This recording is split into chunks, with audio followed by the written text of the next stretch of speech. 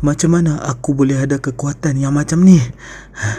Apa yang terjadi sebenarnya? Kau ni memang tak guna, Dharma. Lebih baik kau mati je.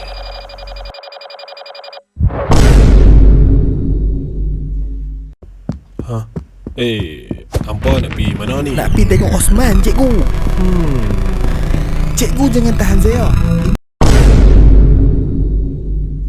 Hang jaga Dharma, biar aku settlekan sotong kangaroo ini. Thanks, Nek.